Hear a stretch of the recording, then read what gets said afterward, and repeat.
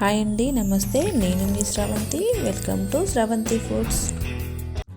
ఈరోజు మన వీడియోలో చూడబోయే రెసిపీ వచ్చేసి 1 కప్పు ఓట్స్తో చాలా హెల్తీగా చేసుకునే ఒక మంచి బ్రేక్ఫాస్ట్ రెసిపీని చూద్దాం. ఇందులోకి ఎలాంటి టిఫిన్ పిండి వాడనవసరం లేదు. 1 కప్పు ఓట్స్తో చాలా ఈజీగా చేసుకోవచ్చు. టేస్ట్ కూడా చాలా బాగుంటుంది. హెల్త్కి కూడా చాలా మంచిది. తప్పకుండా ఓసారి ట్రై చేయండి. ఇప్పుడు దీని ప్రాసెస్ ఎలానో చూద్దాం. ముందుగా ఇలా బౌల్లోకి 1 కప్పు ఓట్స్ని వేసుకోవాలి. ఈ ఓట్స్ అనేవి మీరు ఏవి వాడినా పర్వాలేదు. ఇందులోకి 1/2 కప్పు పెరుగును వేసుకోవాలి. అలాగే 1/2 కప్పు వాటర్ని పోసి అంతా కలిసేలా కలుపుకోవాలి.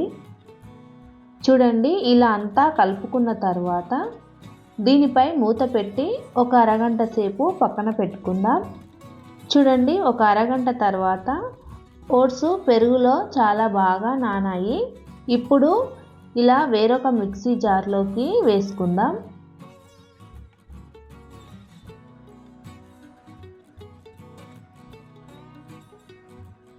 ఇలా మిక్సీ జార్లోకి వేసుకున్న తర్వాత దీనిలోకి తగినన్ని వాటర్ పోసి మెత్తగా మిక్సీ పట్టుకోవాలి. చూడండి, ఈ విధంగా మెత్తగా మిక్సీ పట్టుకున్న తర్వాత దీనిని ఇలా బౌల్లోకి వేసుకుందాం. ఇలా అంతా ఓసారి కలుపుకొని ఇప్పుడు ఇందులోకి పోపు వేసుకుందాం. స్టవ్ పై ఇలా కడాయి పెట్టుకొని 1 స్పూన్ ఆయిల్ వేసుకోవాలి. ఆయిల్ వేడైన తర్వాత 1 స్పూన్ వరకు జీలకర్ర ఆవాలను వేసుకోవాలి. అలాగే ఒక 2 పచ్చిమిర్చిని వీలైనంత సన్నగా కట్ చేసుకొని వేసుకోవాలి. ఒక చిన్న ఆనియన్ని వీలైనంత సన్నగా కట్ చేసుకొని వేసుకోవాలి. ఇప్పుడు వీటన్నింటినీ ఇలా ఒక 10 సెకండ్ల వరకు కలుపుకోవాలి. ఆ తర్వాత ఇందులోకి 1/2 స్పూన్ మినపప్పు వేసుకోవాలి. అలాగే కొద్దిగా అల్లం తురుము వేసుకోవాలి. 1/2 స్పూన్ ఇంగు, కొద్దిగా క్యారెట్ తురుమును వేసుకోవాలి. వీటన్నింటినీ ఇలా ఓసారి కలుపుకోవాలి. ఆ తర్వాత కొద్దిగా కొత్తిమీర, ఒక రెమ్మ కరివేపాకు వేసి ఇలా అంతా ఓసారి కలుపుకొని ఈ పోపును మనం మిక్సీ పట్టి పెట్టుకున్న ఓట్స్ మిశ్రమంలోకి వేసుకోవాలి.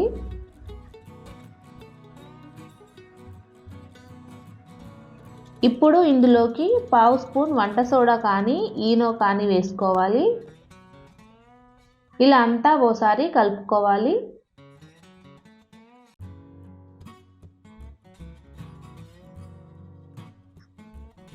ఇలా అంతా కలుపుకున్న తర్వాత ఇందులోకి రుచికి తగ్గట్టు సాల్ట్ వేసుకోవాలి. ఇలా 1-2 నిమిషాలు బాగా కలుపుకోవాలి. ఆ తర్వాత స్టవ్ పై చిన్న ప్యాన్ పెట్టుకొని ఆయిల్ వేసుకోవాలి. ఇలా ఆయిల్ వేడైన తర్వాత ఇలా ఒక గరిటెడు పిండిని తీసుకొని ఇందులోకి వేసుకోవాలి.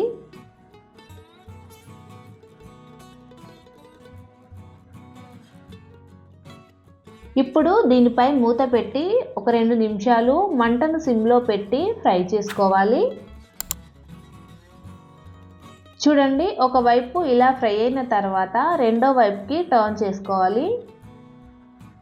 రెండో వైపు కూడా ఇలా 1-2 నిమిషాలు మూత పెట్టి బాగా ఫ్రై చేసుకోవాలి. చూడండి, ఇలా రెండు వైపులా కూడా చాలా బాగా ఫ్రై అయింది. ఇప్పుడు దీనిని వేరొక ప్లేట్లోకి వేసుకుందాం.